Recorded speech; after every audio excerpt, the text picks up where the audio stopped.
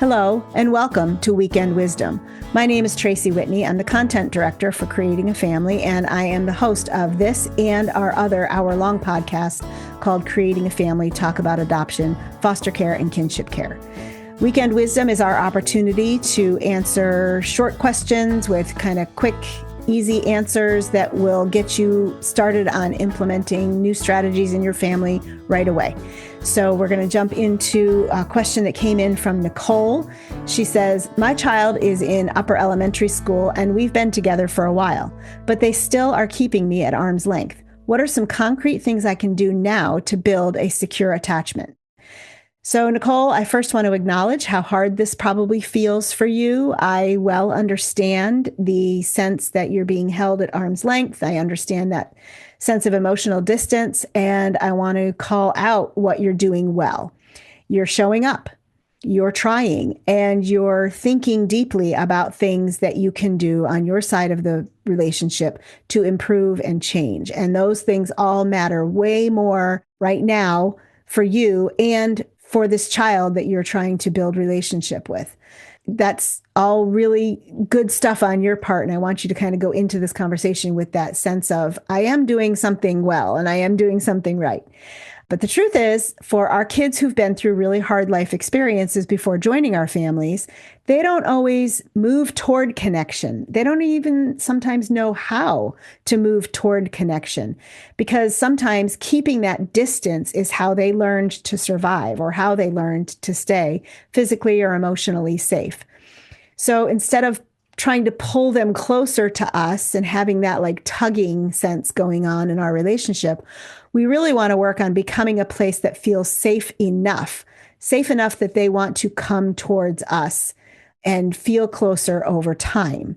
And that's the essence of secure attachment in our everyday lives. We want to be that safe place that draws them in, that just gives them a safe place to mentally and emotionally process who they are, who they're becoming, what they've experienced, and have a safe place to connect in ways that will bring healing and regulation and stability to their lives.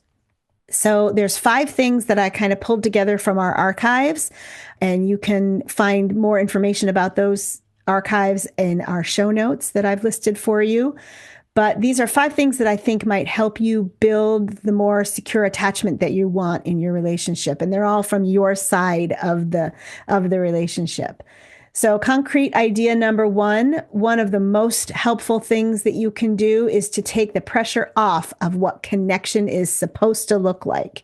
It doesn't have to be deep, meaningful talks. It doesn't have to be long, extended hugs and snuggle time or, laying in bed, reading a book together. It doesn't have to be that.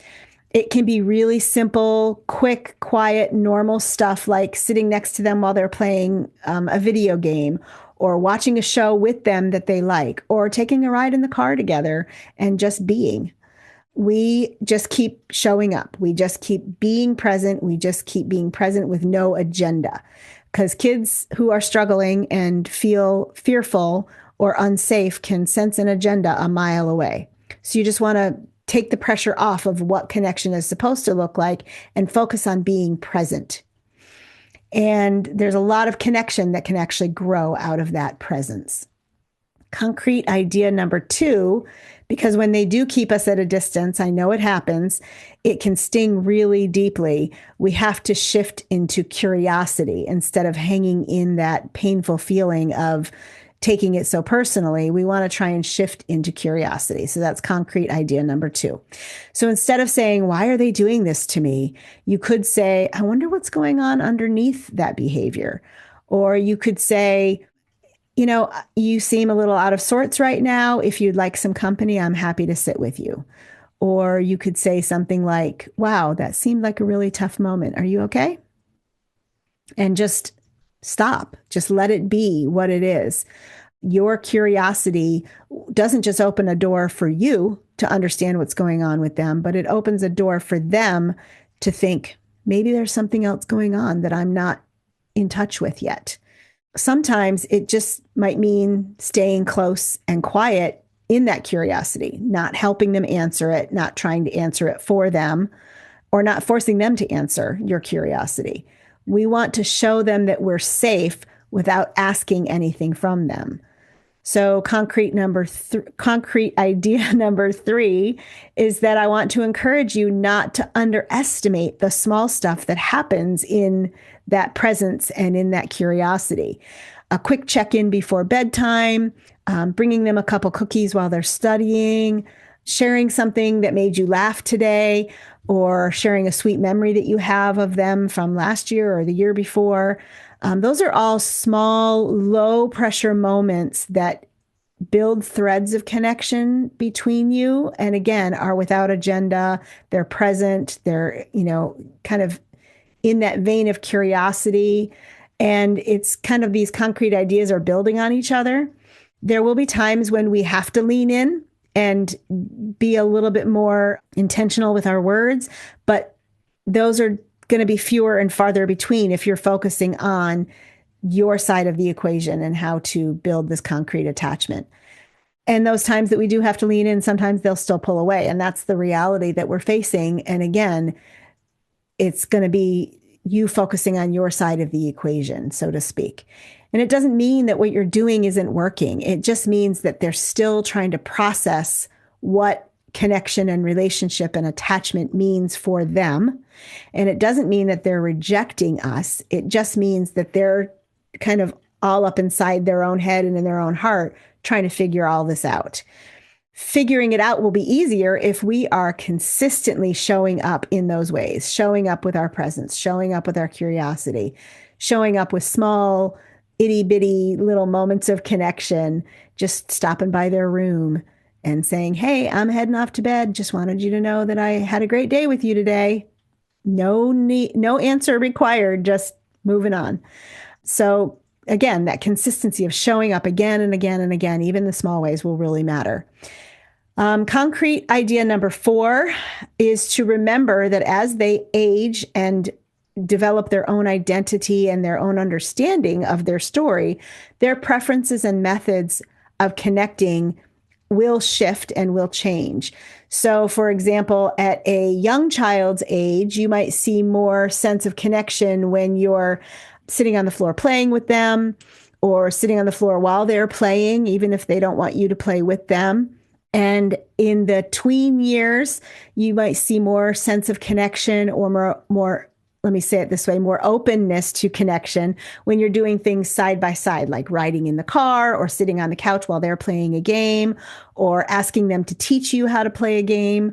Face to face at the tween and teen years is super intimidating, even without a history of trauma or a history of disconnection or unattached relationship. So when you add in the layers of trauma and hard life experiences, face-to-face can be even more intimidating and kind of overwhelming for our kids. So again, that side-by-side rather than face-to-face, less talking, more just being, stopping for ice cream after you pick them up from practice, hanging out on the couch while they're watching funny reels on their phone, sharing a funny reel or cat video that made you laugh today, things like that. You're giving them some space and you're meeting them where they're at in a way that feels most comfortable to them at their age and stage. And being mindful of how that is shifting as they're growing will help you, again, keep showing up and keep being present.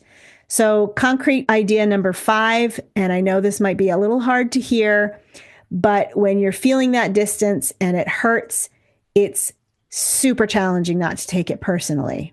But that's concrete idea number 5, is to just try really hard not to take any of this personally. So that means, practically speaking, that you have to find other places to find a safe way to vent and share what's going on in your life. You need other safe relationships where you're getting your emotional and mental relationship needs met, and therefore are not putting any of them on your child because they're not able to. It's not that they won't. And it's not that they don't want to, it's that they are just not able right now. And so you should go to someone like a good friend or your spouse or your partner.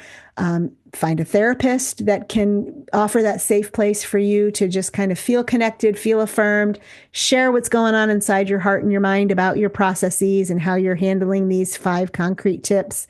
Just make sure you're doing things to gird yourself up for not taking it personally. It's almost kind of like you have to have this like permeable armor on where you are hearing the essence of what they're saying, but you're not letting it really hit home. So when your tank is a little fuller in those ways, it then becomes easier to have that armor up and not take it so personally or feel the stress or pressure of what they're saying or maybe not saying in their attempts to push you away. And when I say armor, again, I mean something to the effect of guarding your heart so that you don't take it personally, not armor so that you're keeping them out also.